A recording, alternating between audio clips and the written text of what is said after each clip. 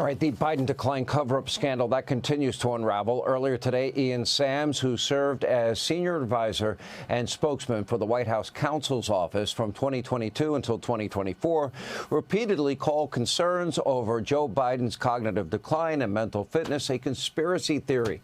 You know, he testified before the House Oversight Committee, where he revealed he only actually ever met Biden twice in person. So let me get this straight. Repeatedly criticizing any questioning of Biden's obvious cognitive decline.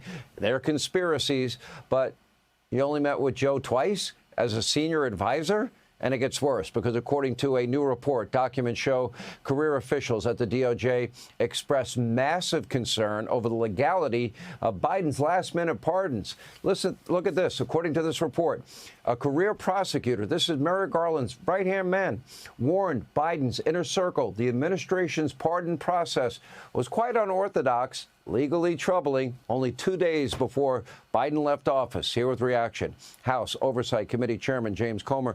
You said the most revealing interview to date. Why?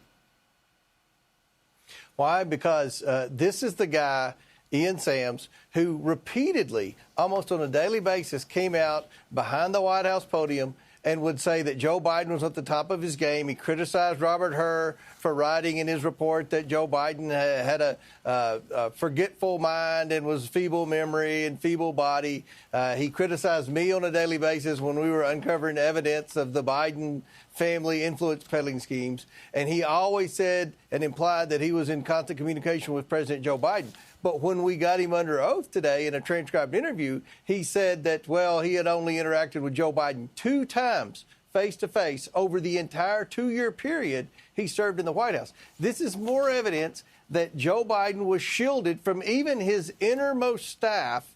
And with respect to the other story that you mentioned, Sean, with respect to the DOJ emails that were unearthed by the Oversight Project, is that the Biden Department of Justice knew that you can't use the auto pen for all those pardon processes. The pardon process was unorthodox and, I would argue, illegal. And I think that today's testimony with Ian Sams, in addition to that email from Biden's own Department of Justice, is further proof that President Trump can declare those pardons and executive orders null and void. And I think that would stand up in a court of law.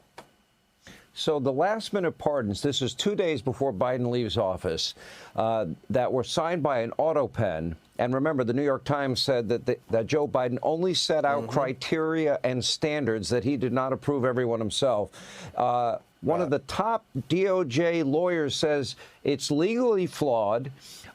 It went against Biden's intentions by granting clemency to violent offenders who killed children and police officers, and also said that it was highly problematic language used in a single warrant signed by an auto pen that pardoned, you know, these hundreds and hundreds of criminals and gave commutations.